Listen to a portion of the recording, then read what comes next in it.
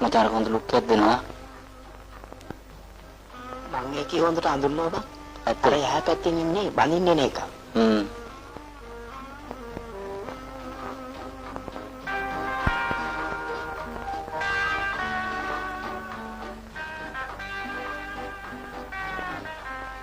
බලන පල්වනේ කොල්ල නැතුව ඇති. වෙලාවට පිරිසිදු ආදරයක් භාවනාවක් වගේ දෙයක්.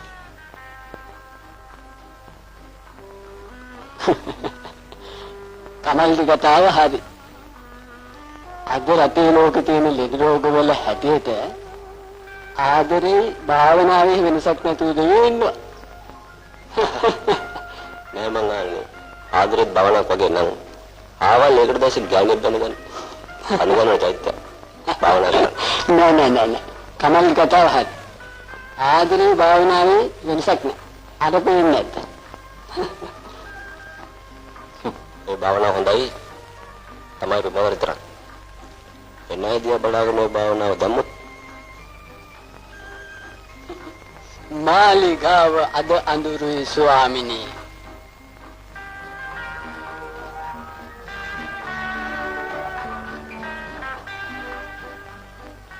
මායා තනිද? මෙහෙම තැනකට එන්නේ තනියම ඉන්න නේද? කමක් නෑ. මොන තනියක්ද? ඔය තියෙන ඕන තරම් ලස්සන දේවල් බල බල ඉන්නේ. අපි හැමදාම අනුන්ගේ ලස්සන බල වැඩක් තියනවද? තානිත් තමයි අපි ලස්සන බලන්න බැරි. ලෞකලෝකින් අඳකතා යන්ත වේමයි තපසතා.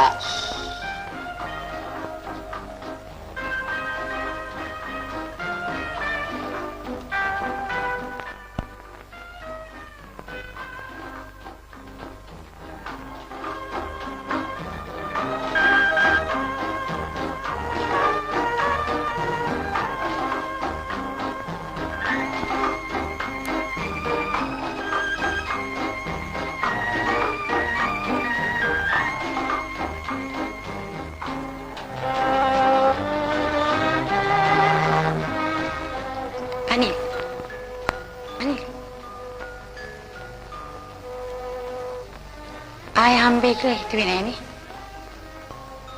ඇයි ඔච්චර කල්පනා කරන්නේ? කොච්චර දේවල් තියෙනවද කල්පනා කරන්න. ඔයා සතුටින් හිටියොත් මට ඒ හොඳටම ඇති. ඔයාට පේන්නේ මම සන්තෝෂයෙන් ඉන්නවා කියලා. මම මැරිලානේ. මම මැරිලා. මට නම් තාමත් ඔයා ගුණෝම දැනෙනවා. ඇයි අනිල් මට මෙහෙමුනේ? ඒවට කොහෙන්ද උත්තර මාරලඟ? අම්මලෙන් ආනා මිස. එපා දෙයිනේ පා. ආයෙ මට ඕව මතක් කරන්න එපා.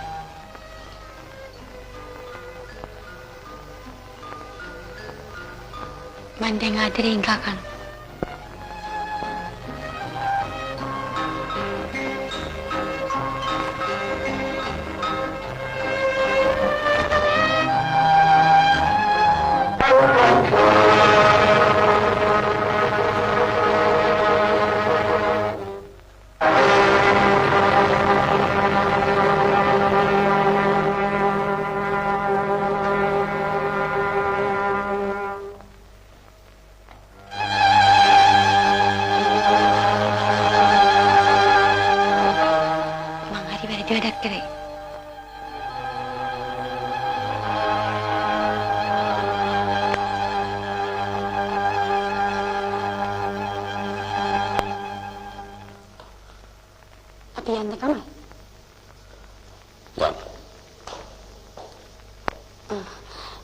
මේ මායිකේකට ඉස්කෝලේට පෙක්කනේ අනිත්.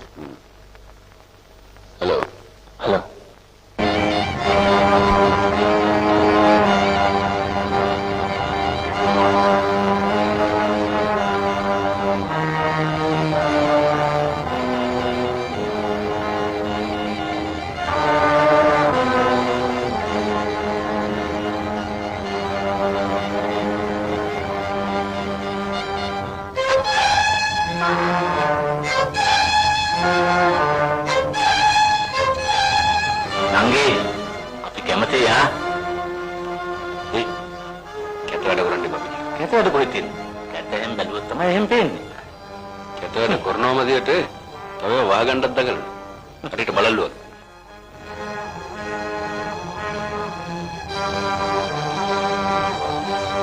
උඹ නම් ලංකාවට හරියම නෙක් නෙමෙයි.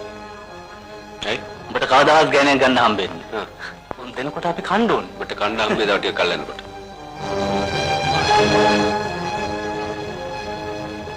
අපි දෙන්නට දෙන්න ආදරය කළා. ඒ අපේ අම්මලගේ තාත්තලගේ උමනාවට. නමුත් මගේ ඇස් දෙක ඉදිරිපිට ඔයාගේ පෙම්වතා ඔයාව සිප වැළඳගත්තා. ඒකත් එක වාසනාව.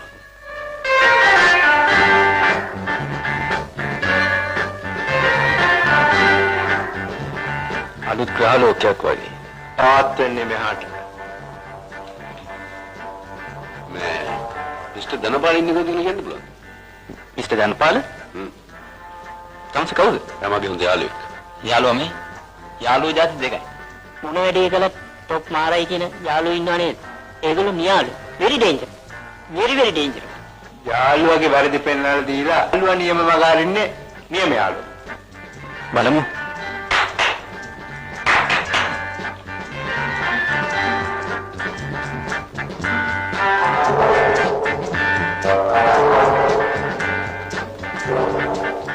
ගම මේක අපේ ගම. ගමකට එළ මිනිහ කෙනෙක් ක්‍රමයක් තියෙනවා. ඉතින් ඒක තමයි දන්නේ නැහැ. මොකද ගමේ?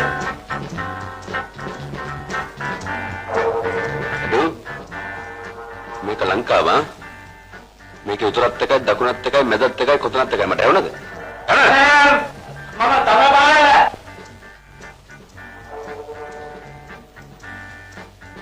ඔබට අඳුරන්න බැරි? මං කමල් බං. ඇයි බං අපි එකට ඉන්නේ? මචං දෙවියෝ සාකි.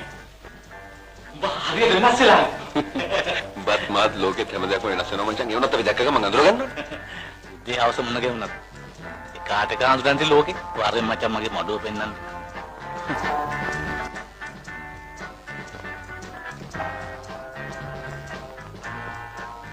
පරණ ග්‍රහයක් ඉන්නේ. හොඳ කකුලක් ආ. මෙන්න මේ අරලන්.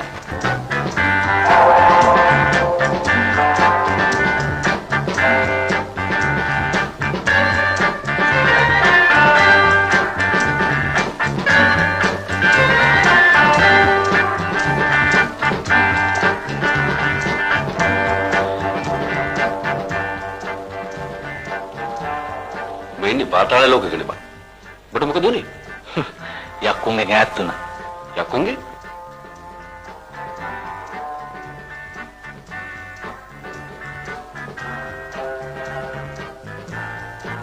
කොහෙද මිනිස්සු ඉන්නේ?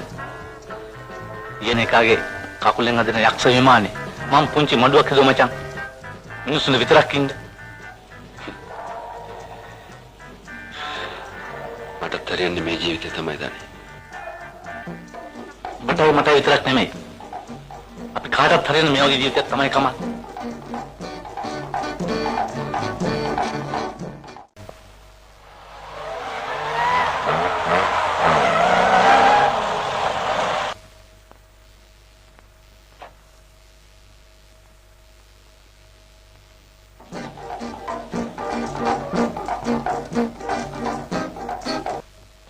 මේ මිනිස්සු හරි පුදුමයි මචං.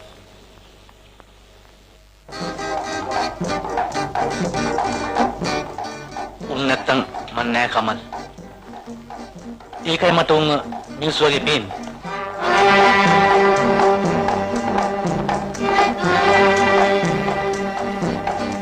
මට කවදාවත් අඬන්න දෙන්නේ නෑ. මම නම් කවදාවත් අඬන්නේ නෑ දන්නේ.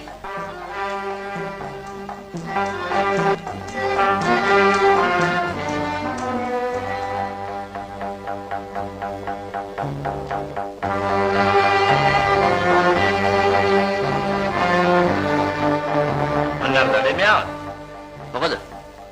නටදඩිය මාව කියලා හිතුවද? මේ නෑ එමෙව. මොකෝ නැත්තේ? කැලේ නෑ එමෙව. මගේ අඩි සද්දට කොටි වලසු බව හැංගෙනවා. මං අන්න ඒකයි කැලෑවට ආදරේ. උන් කැලෑසත් උනාට උන්ගේ තියෙනවා වැදගත්කම. තම්ස කවද්ද මගේ ජීප් එක හදලා දෙන්නේ? දෙන දවසක් හරියටම කියනවා. එහෙම කියන්න බෑ.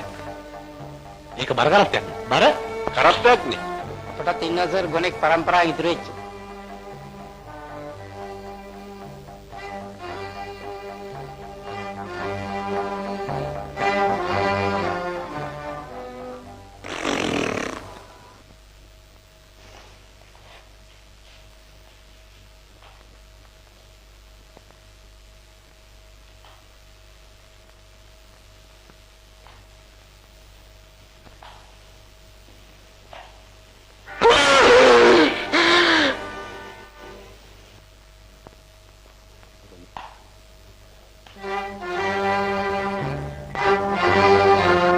බැල්ලේ පුතා.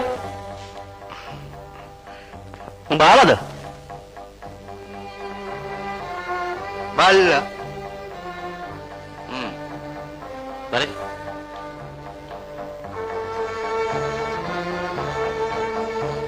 පාරේ.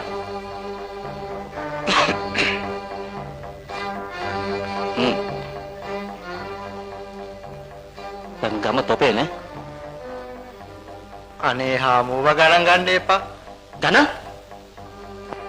අපේ පප්පලාට පින් සිද්ධ වෙන්න නොමර ජීවත් වෙච්ච උන් දැන් අපේ කරේ යන්නේව නේද? හැම තැනින්ම පෙනෙන්නේ නැති වෙන ලකුණු. කොළඹින් එන උපත් ගන්න ඒ පැත්තනේ හාමු. කොළඹින්?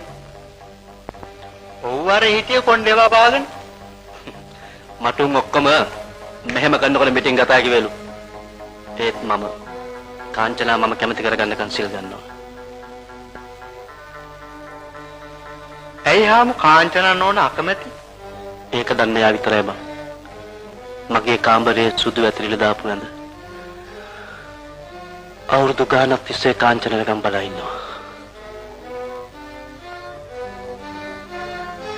සමහර දාට රැට මට පේනවා කාංචනාවිත් බලා ඉන්නවා වගේ. මම නැගිටලා බලනකොට ඇඳ විතරයි. මං කවදාද මේ සුදු වැතිර කාංචනේ?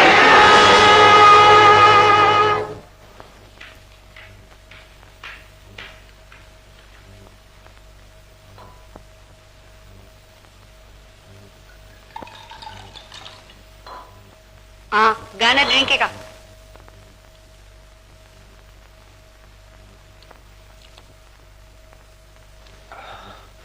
ඉඳා. බීපී.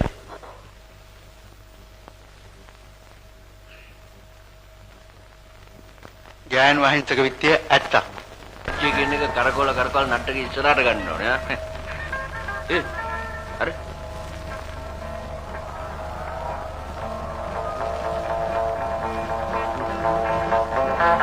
අන්නරු ආයෙත් එනවා. නවත්තමු. එපා. ඒක හරි. නවත්තමු.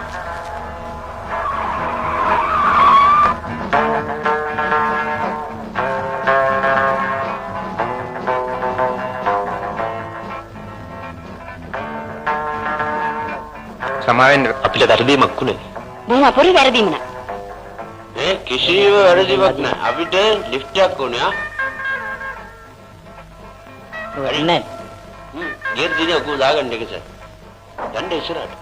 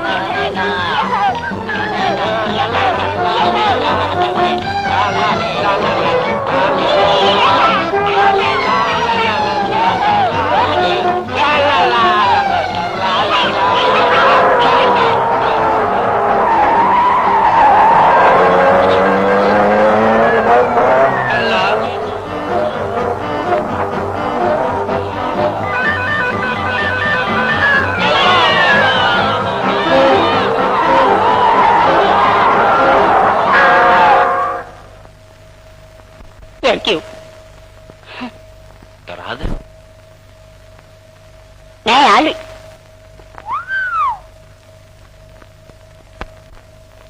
පොරුණෝක ගමනක් ගිය පළවෙනි අවස්ථාව මචං. තරහ නෑ නේ යාළුවෝ යන්න.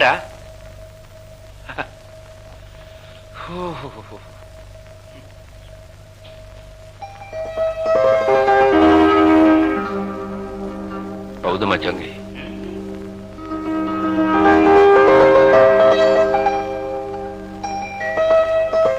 පාරේ බහලත් යන්න බැරි තත්ත්වයක් දැන් වෙලා තියෙන්නේ. කවුද? කවුද? දණියාගේ ගෝලියෝ ටිකයි. බණ්ඩාරකම ඔක්කොම කරන්නේ. මේක යස වැඩිනේ. හැම එකටම බණ්ඩාර. හරියට ඉර පෑවුවත් ආණ්ඩුව වැස්සත් ආණ්ඩුව කියන කතාවට එහා. මට වැඩන්නේ ආණ්ඩුවේ. ආණ්ඩුවෙන් වැඩක් නැහැ නේ නම් මෝඩයින්ට. ඒ කාංචනා කවදා හරි මට්ටු වෙන්නේ බණ්ඩාරගේ ආණ්ඩුව. බණ්ඩාරගේ ආණ්ඩුව හීනයක්. මං කැමති නෑ බණ්ඩාරට. පේනේද කටක මහත. දුව. තේරේ දුවේ උඹට. දුව. ඕවලට කරදර වෙන්න ඕනේ නැහැ. මහ බඹ නල්ලේ කොටලා තියෙන විදිහට වැඩ සිද්ධ වෙයි. එච්චරයි. මං බණ්ඩාරට කැමති නෑ අප්පච්චි. මම දුවගේ පැත්තේනේ. ඉස්සර මේ රාජකුමාරිකාවන්ට ස්වයංවරයක් තිබ්බනේ. ඒ වගේ ස්වයංවරයක් මම දුවටත් තියෙනවා. දුව මේ කැමති කෙනෙක් තෝරගන්න එකයි තියෙන්නේ. මගෙන් ප්‍රශ්නයක් නැහැ. ඔය ඇත්තමද අප්පච්චි? පාන්ට උඹත් ඉතින් මොකද්ද වගේ මගේ පස් කාංචනාගේ තාම නැද්ද